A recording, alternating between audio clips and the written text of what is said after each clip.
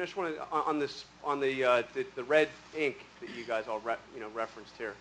How do you avoid that? I mean, I see even if you could enforce this cap, you'd be at cutting $100 billion a year. You've got a $1.4 trillion deficit. I mean, what are you actually going to cut? Are you willing to go in and start cutting entitlements, which is, of course, where the real money is? You cannot, if we're going to deal with deficits and we're going to be honest with the American people, we have to cut spending, and we need real economic growth in America that puts more Americans back to work, caring for themselves and caring for their families. And you can't have real economic growth in America if you insist on raising taxes on the American people. You put a lot of emphasis on cutting spending and getting rid of the red ink.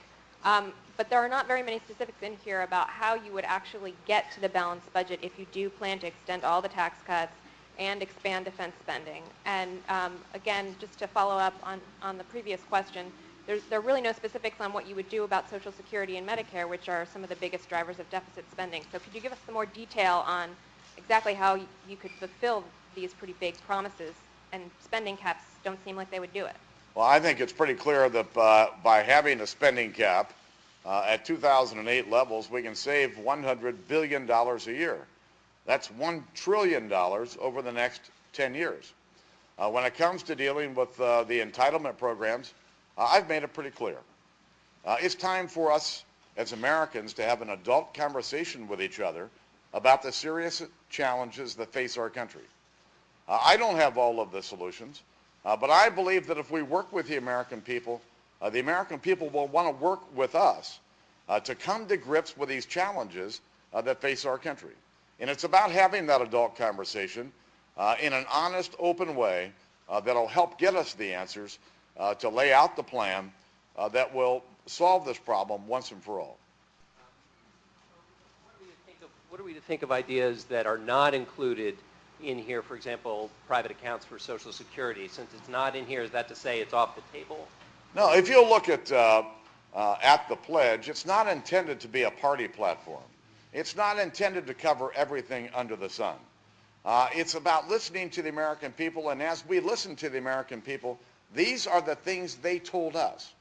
And so it's about what needs to be done now.